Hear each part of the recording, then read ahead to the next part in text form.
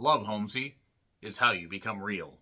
Turtles All the Way Down was based on a book by John Green. This was directed by Hannah Marks, who's done directing and acting throughout her career. She directed a film named Don't Let Me Go, as well as others. Check out her IMDb page for the full list of her work. She has a minor role as a waitress at an Applebee's named Holly. And honestly, Applebee's gets a little bit of love in this movie. And speaking of love, there are two writers for this movie, Isaac Aptaker, as well as Elizabeth Berger, who did Love, Simon and other projects. I need to check out Love, Simon again because I remember really liking it, even though it made me sad.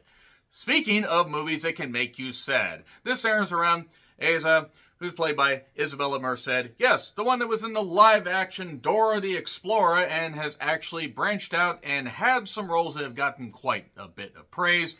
She is an anxiety, OCD-ridden individual, just a young woman trying to make it through high school, trying to have good friendships, trying to talk to a boy she likes, and just struggling with so much anxiety because of certain things that happen in her life, and also just the fact that mental illness is a very real thing. And this movie actually offers a pretty good and honestly real look at how mental illness can really affect your everyday occurrences in life. I mean, it doesn't matter. Even getting out of bed can be a bit of a struggle. Having friendships, not maybe being always there for somebody, and somebody that even if they're close to you, not fully understanding what you're going through. This movie dives into a whole lot of that. And this is, by the way, a Max original, or at least it's streaming exclusively on Max. We can't call it HBO Max anymore because that would make too much goddamn sense, HBO being a recognizable thing. But nevertheless, I decided to sit down and watch this because Turtles All the Way Down, okay, you have a pretty good cast here. Her friend Daisy, played by Cree, who I'm not that familiar with, but will check out more of her stuff. There's Judy Reyes, who has been great in a lot of things. There's Felix Mallard, who plays Davis, a boy that Asa likes. And then you have Michael. It's Mychal. And he's played by Malik Johnson. And you have a few other characters in this as well. Some recognizable faces. And basically that's just what it is. It is about Isabella diving headfirst and, practically just immersing herself, mind, body, and soul into this character. And what I really liked about this movie, and yes, spoilers, I really fucking liked this goddamn movie. This was a terrific dive into the world of mental illness, while also maintaining a bit of a breezy nature about it and showing that not everything is going to be wrapped up in a nice, neat little bow. There are some people that feel it's a little syrupy sweet. I did read some of the reviews. And while I agree to an extent, I think that Hannah Marks actually did really do a great job here, and Isabella was fucking phenomenal in this. This kind of reminded me of the map of Tiny Perfect Things and All the Bright Places. All the Bright Places was really depressing. Boy, was it ever! But these young adult movies that deal with more, mental illness aspects and also stuff that people are going through, when you have the right, ingredients as far as directing, writing, and the actors able to flesh out their characters and do what they do best, you can get something that, even if it's a familiar story, and even if some of it might feel a little heavy-handed, some of it might even feel a little bit too light, you have to find the right tone. This movie does. Hannah Marks did a fucking phenomenal job. I need to check out some more of her stuff. What I like about this is that it doesn't pull punches as far as the things that, Asa's going through. Isabella Merced does a lot, just expressing with her face. How the fuck else would you express yourself? Maybe through sign language. There's crazy hands. Probably shouldn't say crazy here because that is one thing that the doctor says. Dr. Singh says, really, let's not, use that. Let's just not do any of this. Let's, figure out what's going on with you. There are certain things that happen in Asa's life. This stuff is something, it's really affected her. I mean, she already was having these issues before, and this just, made them just go up like tenfold. And I'll talk about that here in the spoilers, even though it is revealed in the very beginning of the movie. But really good performances, really good stuff. And I did like the sensory warning, by the way. They will flash sometimes to bacteria, under a microscope and everything. And all these images of her worrying about getting sick because she's so anxiety-ridden. And it affects her everyday life and all this stuff. But what's nice about it is that it has a balance to it. Okay, there are maybe a couple things that people could feel are stereotypical, and maybe it does take the more young adult novel approach. But it's nice because it feels like some of this stuff could actually happen. There are some legit conversations, especially one between Aza and Daisy, that was really, really kind of revolutionary as far as like how people would deal, with being on opposite sides of something, even though they're best friends. That comes more towards the end of the movie. But really good performances. Even Felix Mallard as Davis, when you're thinking that this character might just turn out to be a typical rich boy, he actually ends up having a bit of a heart. So, I did like when Miss Jackson played in the movie. That was kind of funny. I'm sorry, Miss Jackson, I am 4 eels. Never meant to make your daughter cry. I am several fish and not a guy. There's the meme for you right there, if you know. Good old New Line Cinema helped do this as well. And yeah, check it out. It's on Max, which was still called HBO Max. Great stuff by the director, the writers, and the actors. I'm going to get into spoilers here. It made me sad. Spoilers! The reason it made me sad, by the way, is just because I also deal with anxiety. Not to this degree, by the way. I can only imagine dealing with it. But if you deal with anxiety, this will trigger a lot of stuff with you. It may help reveal, some ways for you to take care of it properly, by the way. That's never the answer. Always take care of things properly. But yeah, getting in your own head could be ridiculous. It could, or at least seem ridiculous to people, but it's how we all are. It's how people struggle with depression, OCD, all that, deal with it. Diving into the aspects of mental illness, did a really good job. There was a great, 1-2 line from Dr. Singh, who I have to say the actress playing Dr. Singh was really attractive. I need to see more stuff she's in. But so you wish you were like normal people. And, Aza claps back. No, I'd kill to be like normal people. Because, yeah, it's fucking frustrating. We get her internal monologue. We get some good stuff here. During the credits, we see that her dad passed away. And that has affected her. That just compounded all the stuff that she's going through. That's the spoiler that happens during the credits. Daisy's her best friend. I do want to say the chemistry between Cree and Isabella actually is really good. Applebee's got a lot of love in this. Eating good in the neighborhood. I think that's Applebee's tagline. Or is that TGI Fridays? I don't remember. It was kind of nice that Hannah was... I was just like, as an annoyed waitress, and trust me, as somebody that has worked in customer service for about, more than half their life, I get it. I absolutely get it. Food service, the closest I got was a movie theater, but yeah, it would be frustrating. They're living on, some decent income, but struggling. Daisy writes Star Wars fanfic. That ties in a little bit later.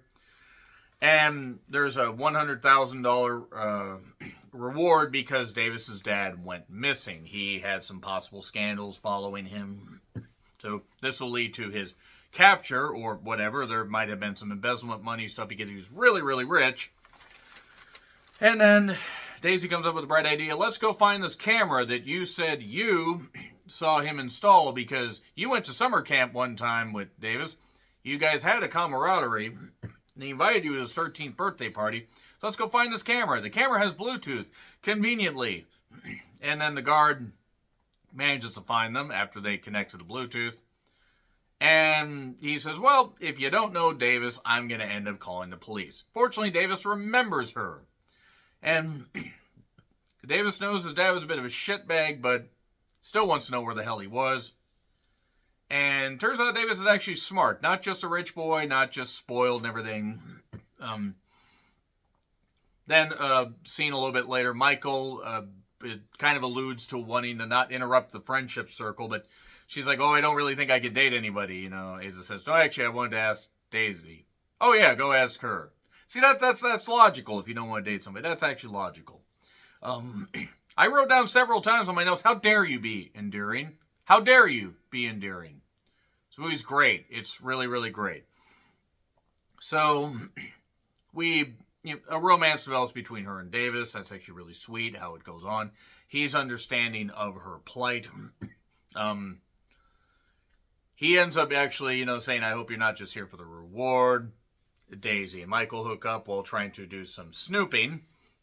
And then Davis hands a Pop-Tart box, a really big Pop-Tart box with the $100,000 in there. Why? Because she talked about going to Northwestern, and this would help pay for the college. So she splits it with Daisy. Daisy ends up kind of spoiling herself and getting a car. That ties in a little bit later. Stupid, endearing aspects is what I noted. And I'm not knocking, by the way. I just was drawn in. Even if this movie seemed a little bit syrupy sweet at times, the serious tone of it also offset that. Then, yeah, there's a friend's brother that shows up named Evan that the mother clearly likes. It's been a number of years since the father passed away, the love of her life. You know, some people, they don't move on so much, but they learn to love, you know, somebody else. You never forget who you actually are with. So anyway, it kind of leads to an argument with the mother because the mother was going to turn the garage into a room. And so Asa could stay close by because she recognized, not fully understand, but recognizes the mental illness. Now, she's still, the friendship kind of sort of fractures a little bit. It's a little bit uncomfortable. But before that, Davis's little brother shows Asa like some note or whatever about all these locations. There's one called the Jogger's Mouth. And that ties into something a little bit with the state they're in. And Davis has his own plane because he's rich. Takes her to Chicago to Northwestern because she's talked about this professor who did TED Talk stuff. And she really appreciates what she did. Asa sold on the stuff. I had to be at this class. And feels that this professor is brilliant. This professor basically references, and this is how we get the title, that Earth is on top of a turtle, and that's on top of another turtle. The turtle's all the way down.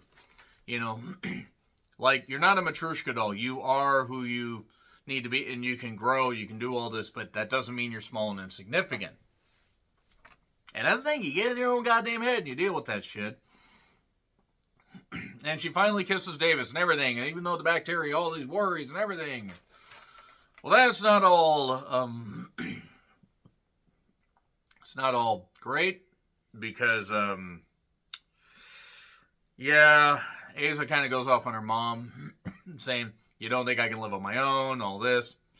She reads Daisy's fanfic, and it turns out that Daisy was kind of using that with a bit of an altered name, Ayala, instead of Asa, that, you know, she's a good person, but she's a lot. She's this, and all this, and everything.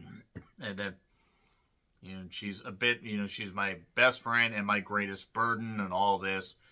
So then they get in the car, and they're talking. Even though she likes Davis, she's having still reservations about all this.